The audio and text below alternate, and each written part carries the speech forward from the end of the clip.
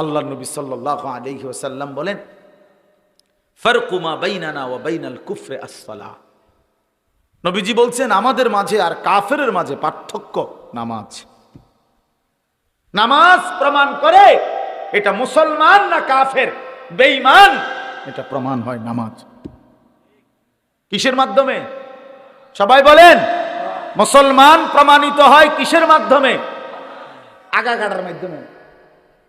জি না, আপনারা না বানায় নিছেন এটারে, এটা আপনারা সমাজের মানুষ বানায় নিছেন যে আগা কাটলে কয় মুসলমানি করাইছি। আগা কাটলে মুসলমানি আবার করায় কেমনে? মুসলমানি করে কেমনে? আবার মুসলমান তো হয়, মুসলমান তো এটা একটা পরিচয়। কয় আগা কাটছে, কয় মুসলমানি করাইছে। মুসলমানি করাইছে কি? আবার আল্লাহর কোন পৃথিবীর কোন কিতাবে, নবীজির কোন হাদিসে, কোন কারো কোরআন সুন্নার কোন কিতাবে, আসমানের নিচে জমিনের উপরে কোন আলেম ওলামা কেউ কোনোদিন বলে নাই এই আগা কাটারে মুসলমানি করানো এটা আপনারা বানাইছেন।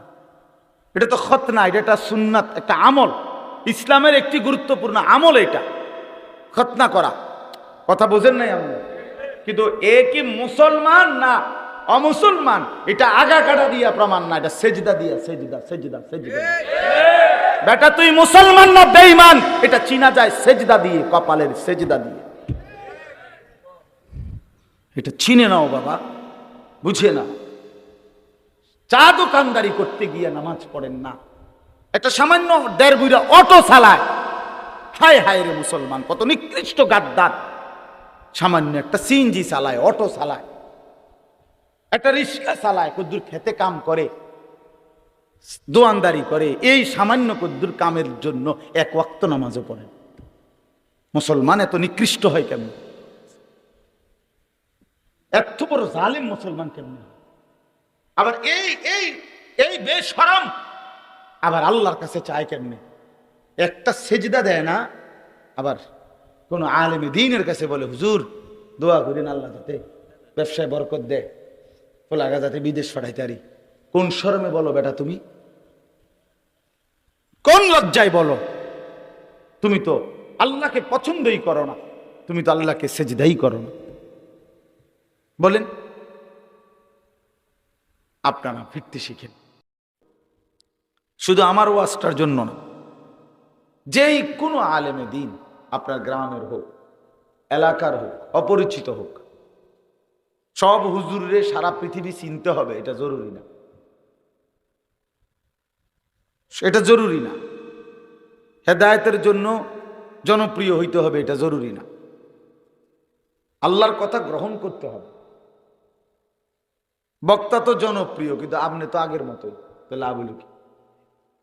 হুজুর হইছে, হুজুর একেবারে বহুত দূরের থেকে আইছে, মনে চাঁদের দেশের থেকে হুজুর আসছে, একবারে মঙ্গল গ্রহ থেকে উনারে প্রথমে বিমানে নামাইছে, এরপরে ট্রাকে করে এনে আনছে। মনে করি বিশাল হুজুর, একেবারে বিশাল, 50 হাত লম্বা হুজুর, কিন্তু আপনি তো বেরিয়ে গেলেন, তো লাভ হইল কি?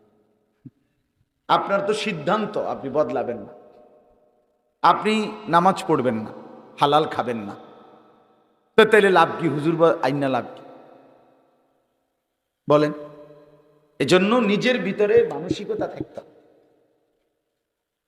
নিজের ভিতরে অনুভূতি জাগতে হয় যে হায় আমি আসলাম কোত্থেকে, আমারে কে পাঠাইলো, আমি কেন আসলাম, আমারে যিনি পাঠাইলেন তিনি কি জন্য পাঠাইলেন, আমি করছিটা কি, আমি যাব কোথায় ফিরে, এবং সেই জায়গার জন্য আমার কোনো প্রস্তুতি আছে কিনা। এদ্দুর দেমাগ, আকল, বুদ্ধি বিশ্বাস করেন যার নাই, সে মুসলমান কিসে? 365 দিন, এক বছর, এক বছরে কোনোদিন ফজরের নামাজ পড়ে না, সে জানেও না কোন দিন ফজরের ওয়াক্ত কখন, নামাজ কখন, জামাত কখন। এটা কি ধরনের মুসলমান? বলেন, এটা কি মুসলমান? এটা হাইওয়ান আর চতুষ্প জন্তু ছাড়া আর কি এটা? বলেন। এই জন্য আজকে অসংখ্য মানুষ, আমরা নওজোয়ান ছেলে পেলে টোটালি আখেরাত ভুলে গেছে, চেনেই না আল্লাহ, আখেরাত, পরকাল। নবী রসুল দিন ইমান কিচ্ছুর সাথে সম্পর্ক নেই। নিজের বংশ, নিজের মা বাবা, নিজের পূর্বপুরুষের ঐতিহ্য, নিজের ধর্ম, আল্লাহ রসুল কোরআন দিন কিচ্ছুর সাথে কোনো সম্পর্ক। সম্পূর্ণ নফস, মনের চাহিদা, মোবাইল, বন্ধুদের আড্ডা, বেঈমান কাফের মুশরিকদের মতো অনুসরণ, এটার উপরে নিজেকে তুলে দিছে। এমনি কি আর জিন্দিগি হয় ভাই? এটা কি কোনো জীবন হইল? অধিকাংশ ছেলে দেখবে, তার জিজ্ঞাসা করে, বাবা যে তোমার এই চুলের সাথে তো তোমার বাবা দাদা পূর্বপুরুষ কারো মিল নেই, তোমার এই চলাফেরার স্টাইলের সাথে তো তোমার পূর্বপুরুষেরও মিল নেই, তো তুমি কোত্থেকে আসলা হঠাৎ? তোমার বাপ তো এমন ছিল না, তোমার দাদা তো এমন ছিল না, তোমাদের ফ্যামিলি তো এমন না, তুমি এই ছাগলের মতো, জঙ্গলির মতো, এই আফ্রিকান জঙ্গলের মতো তুমি এই চুল কি রাখলা? এটা এ তো কাফেরের চুল। যাদের চুল এগুলো বড় বড় ভাই, এ তো বেঈমানের চুল, সরাসরি বেঈমানের চুল, কাফেরের চুল, মুশরিকের চুল।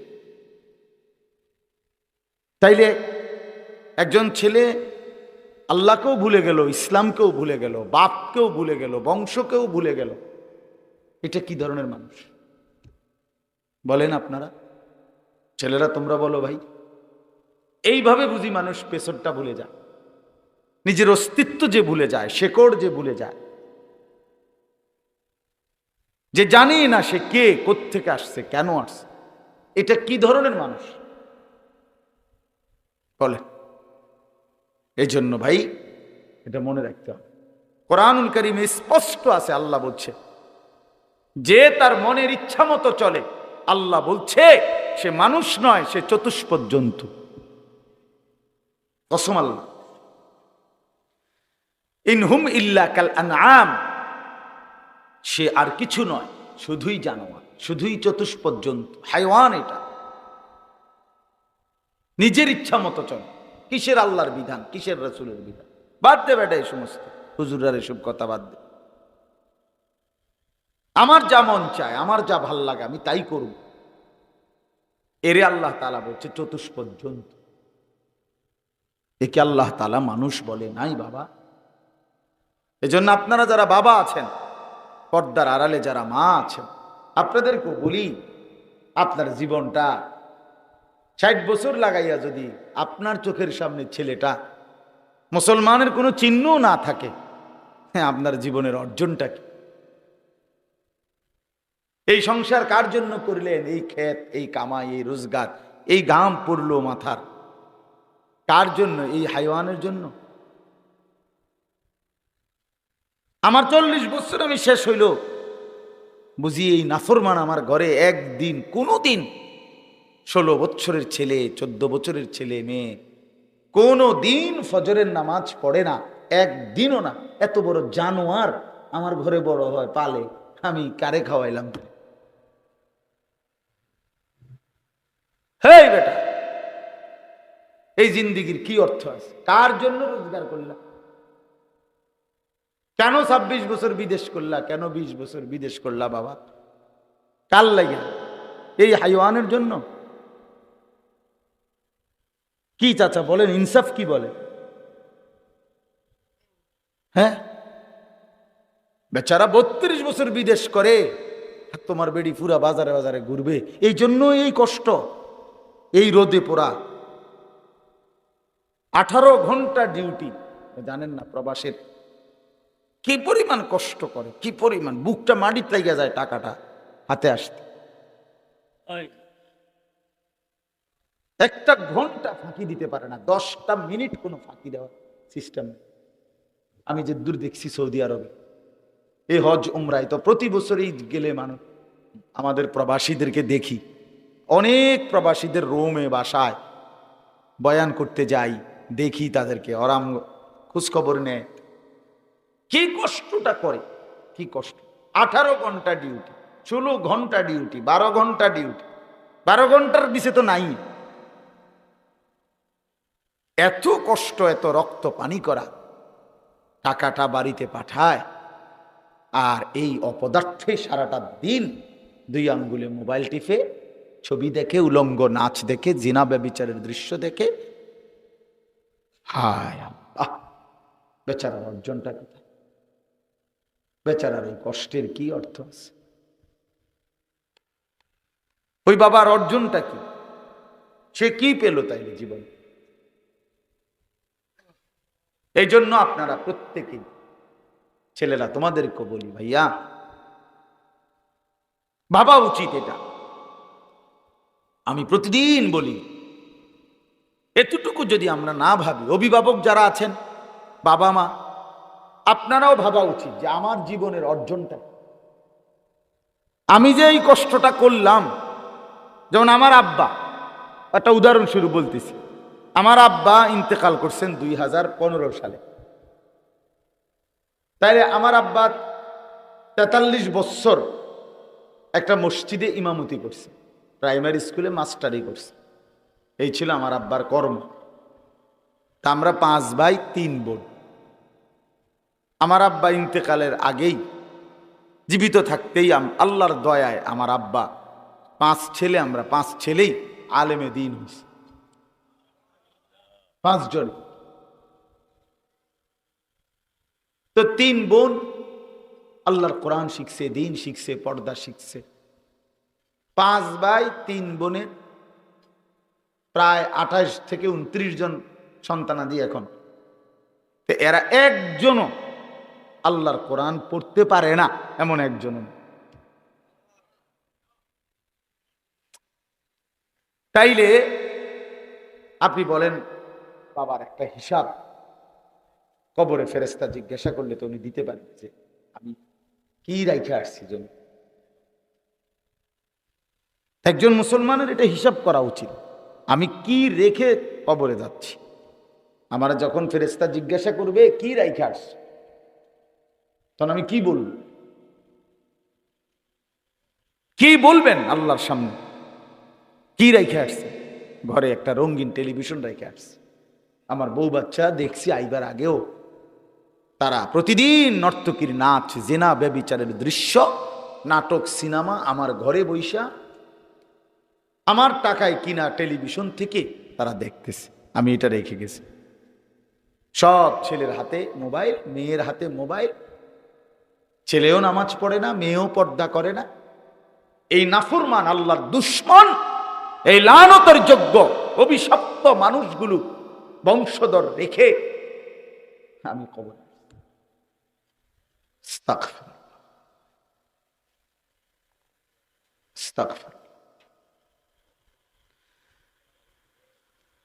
এজন্য ভাইয়া, বাবা, সবাই ভাবা উচিত, আমিও, আপনারাও, আমরা সবাই ভাবা উচিত। কোরআনুল কারীমের মধ্যে আছে ইব্রাহিম আলাইহিস সালামের ব্যাপারে আল্লাহ তাআলা বলেন, ওয়া জাআলাহা কালিমাতান বাকিয়াতান ফি আকিবিহি। ইব্রাহিম আলাইহিস সালাম, আকিব মানে বংশধর। ইব্রাহিম আলাইহিস সালাম তার বংশধরের জন্য কি রেখে গেলেন? আল্লাহ তাআলা বলেন, ইব্রাহিম আলাইহিস সালাম তার বংশধরের জন্য কালিমাতান বাকিয়াতান, মানে লা ইলাহা ইল্লাল্লাহ, তাওহীদ, তার বংশধরের জন্য রেখে গেলেন। বংশধরের জন্য তাওহীদ রেখে, আল্লাহর প্রতি ঈমান, সাচ্চা মুমিন, এটা রেখে গেছে। কোরআন শরীফে আছে, আম কুনতুম শুহাদা ইয হাদারা ইয়াকুবাল মাউত ইয ক্বালা লিবানিহি মা তা'বুদুনা মিন বাদি। রব্বুল আলামিন বলেন, স্মরণ করো, শুনে নাও বান্দারা, আমার নবী ইয়াকুব যখন মৃত্যুর মুখোমুখি, মৃত্যু সজ্জায়, তখন তার 12 জন সন্তান সকলকে একত্রিত করে ইয়াকুব নবী মৃত্যুর মুহূর্তে বললেন, কোরআনে আল্লাহ বলেন, ইয়াকুব নবী ছেলেদেরকে মৃত্যুর মুহূর্তে বললেন, মা তা'বুদুনা মিন বাদি, সন্তানরা বলো তোমরা আমার পরে কার ইবাদত করবে? এটা জানতে চাইছেন, দলিল না, দুনিয়ার হিসাব না। বলছে বাবারা আমি তো চলে যাব, তা আমি শুধু শুনতে চাই শেষবারের মতো, আমি যদি দুনিয়াতে নাও থাকি তবুও তোমরা কার গোলামি করবে? ক্বালু না'বুদু ইলাহাকা ওয়া ইলাহা আবাইকা ইব্রাহিম ওয়া ইসমাঈলা ওয়া ইসহাকা ইলাহান ওয়াহিদা। ছেলেরা বলল, বাপ আপনি কোনো চিন্তা করবেন না, আমরা আপনার মৃত্যুর পরেও আপনার যিনি মাহবুদ, আপনার পূর্বপুরুষ ইব্রাহিম ইসমাইল ইসহাকের যিনি মাহবুদ, সেই আল্লাহরই বন্দিগি করে যাব।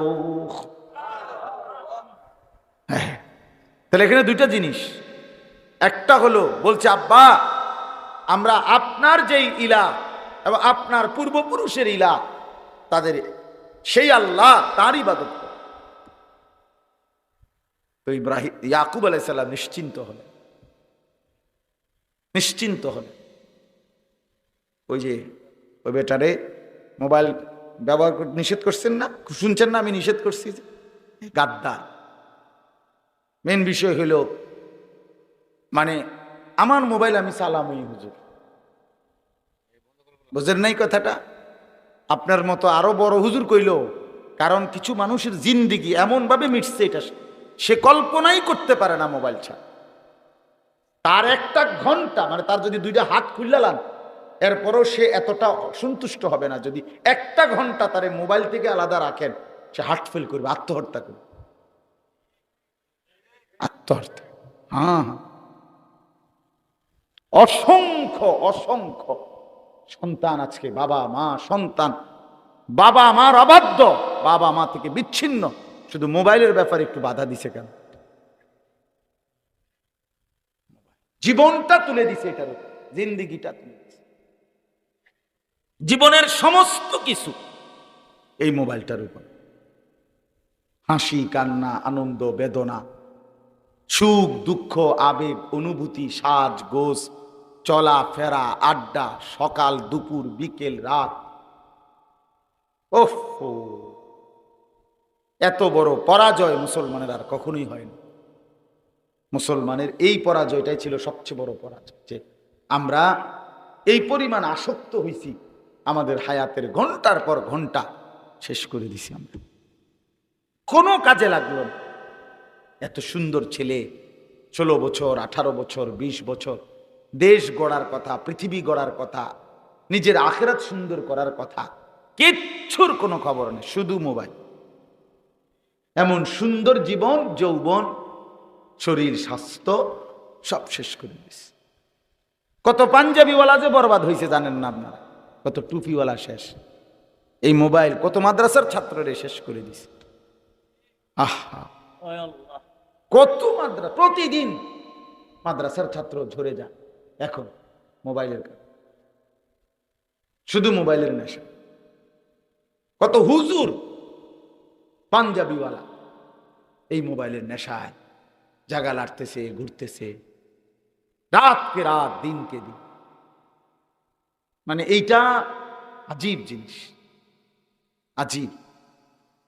ইবলিসের সবচেয়ে বড় সফলতা, সে সমস্ত গুনাহ একত্রিত করে একসাথ করে একটার ভিতরে দিয়ে দিছে। এজন্য আজকে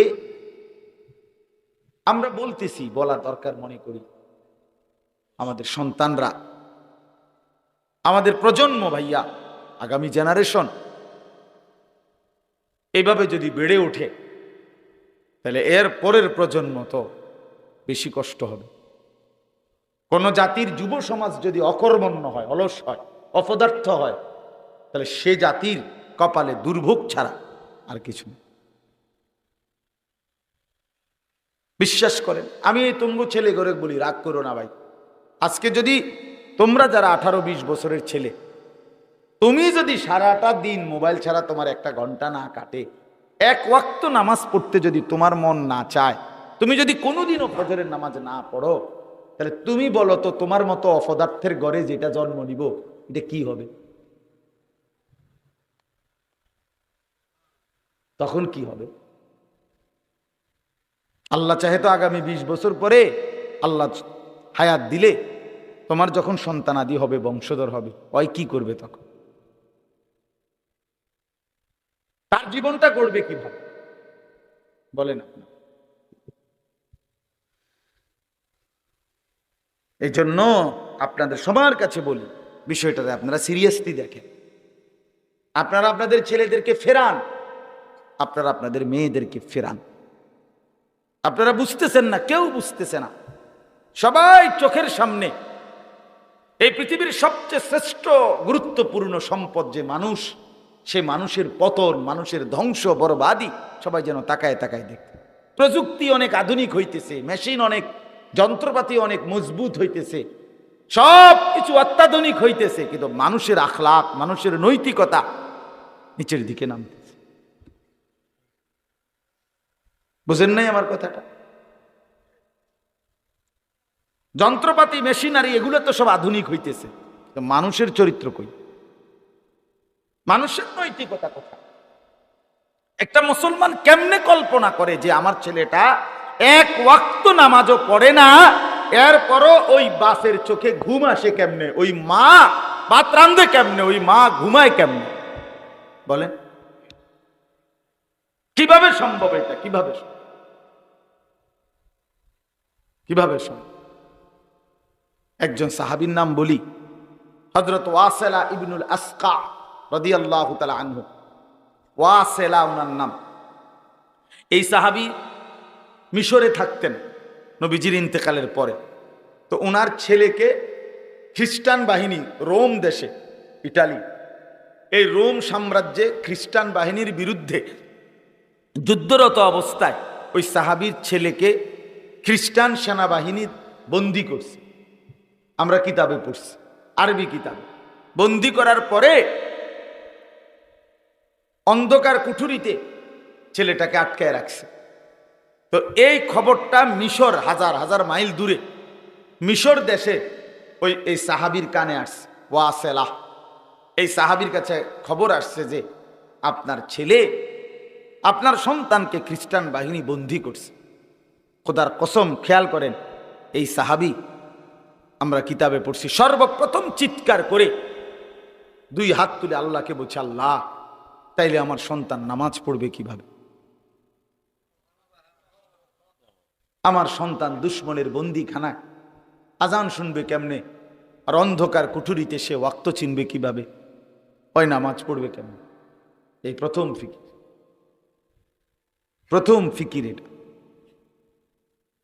এরপরে কিতাবে আছে তিনি 5 ওয়াক্ত নামাজের সময় এই মিশর থেকে হাজার হাজার মাইল দূরে, আল্লাহর কুদরত, উনি এখানে দাঁড়িয়ে চিৎকার করে বলতেন, ইয়া বুনাইয়া কাদ হানা ওয়াক্তু সালাতিল ফজর, হে আমার সন্তান, ফজরের ওয়াক্ত হইছে, দাঁড়াও বাবা, নামাজ পড়ো। তো মুক্তি পাওয়ার পরে ওনার ছেলে বলছে, আব্বা, 5 ওয়াক্ত নামাজের এলান আপনি যে বলতেন, আমি নিজ কানে শুনতাম। আল্লাহ তাআলা পৌঁছায় দিছে। এক বাবার ফিকির কি?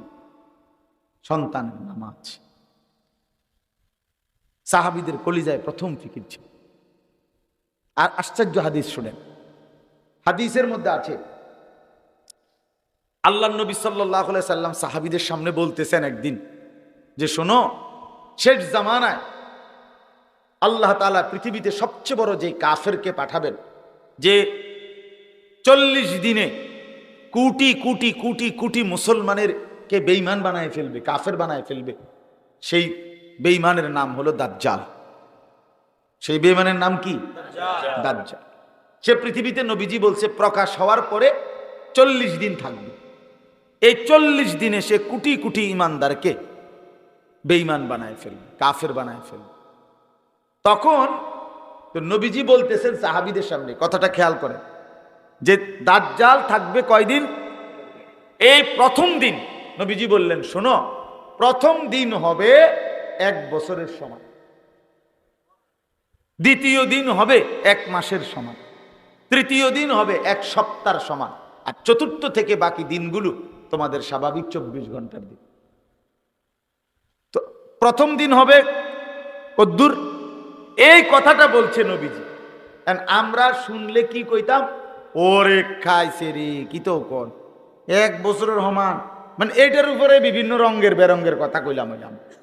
কিন্তু মুসলিম শরীফের হাদিস, সাহাবীরা যখন শুনছে নবীজি বলল যে দাজ্জাল পৃথিবীতে যখন প্রকাশ পাবে 40 দিন থাকবে, এই বেঈমান ঈমান হারা করবে, একদিন হবে তার প্রথম দিন 1 বছরের সমান। কসম আল্লাহর, সাহাবীরা নবীজিকে প্রথম এই কথা শুনেই প্রথম প্রশ্ন করছে, হাদিসে আছে যে ওই 1 বছর ইয়া রাসূলুল্লাহ, আমরা কি একদিনের নামাজ পড়বো নাকি 1 বছরের নামাজ পড়বো? মানে ওনাগো প্রথম চিন্তা কি? নামাজ।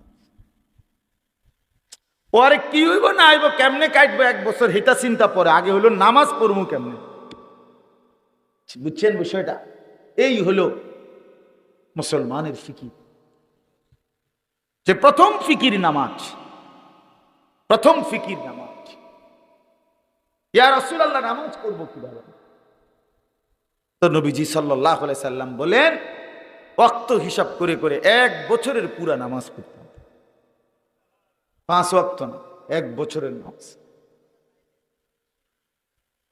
বলে কেমনে হবে, কেমনে আপনি হেসমে থাকেন, হেসমে বুঝবেন, ঠিক না? তিনি মসজিদে নববীতে, নবীজি সাল্লাল্লাহু আলাইহি সাল্লামের যে মসজিদ মদিনায়, সেখানেই তিনি ইমামতি করতেন। 10.5 বছর পরে একদিন ফজরের নামাজের ওয়াক্তে ইমামতি অবস্থায় প্রথম রাকাতে একজন কাফের অগ্নিপূজক ছদ্মবেশে চাদর দিয়া শরীর ঢাইকা, ফজরের নামাজ কিছুটা অন্ধকার থাকে, এই জন্য ওই লোকটা প্রথম কাতারে দাঁড়ানো অবস্থায় ছদ্মবেশে কোমরে ছুরি নিয়ে আসছিল।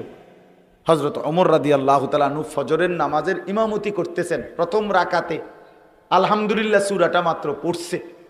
এই সময়ে এই বেঈমান কোমর থেকে ছুরি বাহির করে ওমর রাদিয়াল্লাহু তাআলা আনহুকে 7 থেকে 8টা ছুরির ঘাই দিছে বুক কোমরে।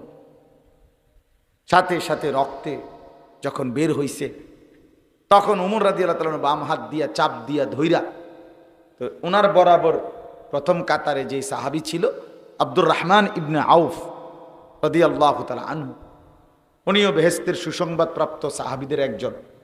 এই উনারে টান দিয়া আইনা ওমর রাদিয়াল্লাহু তাআলা আনহু রক্ত মাখাই হাত, উনি বুঝছেন আর দাঁড়াই থাকতে পারবে না। হযরত ওমর এই সাহাবীকে টেনে ইমামের জায়গায় দাঁড় করাইয়া সরে গিয়ে শুধু একটা শব্দ বলছে, আব্দুর রহমান, আগে নামাজ শেষ করো, তারপরে আমারে ধরো। আমরা কিতাবে পড়ছি হযরত ওমর কাঁটা মুরগির মতো তরফাইছে, কিন্তু সাহাবায়ে কেরাম আগে নামাজ আদায় করছে, আগে নামাজ পড়ছে, ফজরের নামাজ। তুমি যুবক যদি নামাজই না পড়ো, তুমি ঈমান বাঁচাইবা কেন? তুমি ঈমান বাঁচাইবা কেমনে বাবা? তুমি দাজ্জালের হাত থেকে বাঁচবা কিভাবে? জাহান্নাম থেকে বাঁচবে কিভাবে?